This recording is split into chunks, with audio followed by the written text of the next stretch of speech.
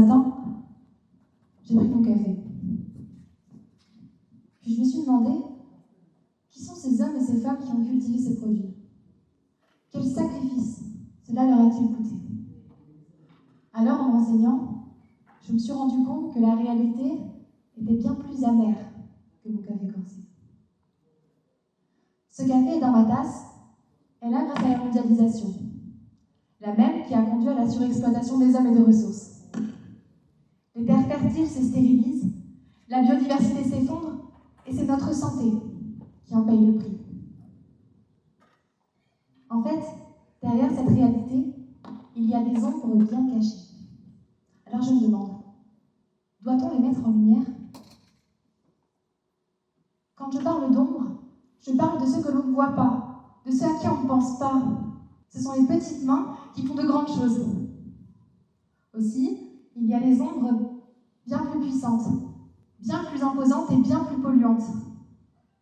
Celles qui noircissent notre terre et nos assiettes. Ceux-là sont les géants de l'industrie. Et pendant qu'ils s'enrichissent, d'autres en payent le prix. Comme Juan, c'est un producteur de café péruvien dont j'ai entendu parler. Un jour, il a dit quelque chose qui m'a bouleversée. Il a dit « Le café, c'est ma vie, mais aujourd'hui, il m'épuise. » Imaginez-vous, un homme qui, pendant des années, a travaillé sur sa terre, celle de ses ancêtres. Et pour autant, aujourd'hui, il n'arrive même pas à nourrir sa propre famille.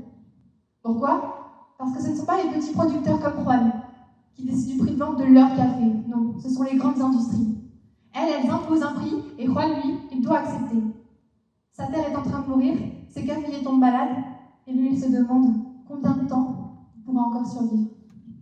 Alors qu'est-ce qu'on peut faire? Bien, on peut choisir de consommer du café équitable, comme le fait Fairtrade, pour permettre à Juan et à des millions d'autres producteurs d'être rémunérés à un juste prix. Et si on ne le peut pas, peut-être qu'une pensée suffira. Parce qu'au fond, y réfléchir, c'est déjà mettre la lumière. Il est temps d'arracher le masque à ceux qui se terrent dans le noir et de les placer sous la lumière qu'ils fuient depuis bien trop longtemps. Parlons de Coca-Cola, qui inonde nos supermarchés. On sait aujourd'hui que la consommation de boissons sucrées est un facteur de risque colossal de développer des maladies, comme l'obésité. Eh bien, sachez qu'entre 2008 et 2015, Coca-Cola a entre autres payé le chercheur Steve Blair, qui était le vice-président de l'Organisation de recherche pour la santé, à hauteur de plus de 3,5 millions de dollars pour nier ce lien.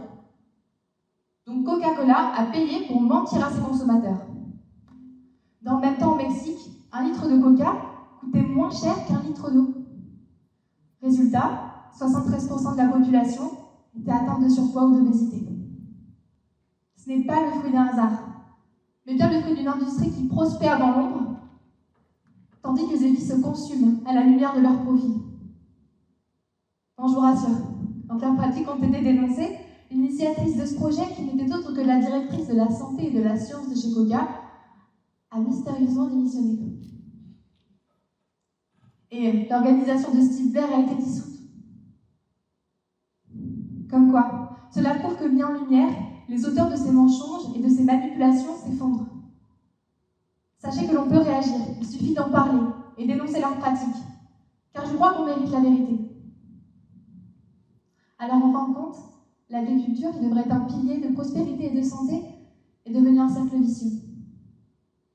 Il est temps de parler de ces pratiques, de rétablir l'équilibre et de créer un avenir où les producteurs et les consommateurs seront respectés. Alors, qu'en dites-vous? On prend un café? Mais cette fois-ci, en pensant à ceux qui l'ont cultivé.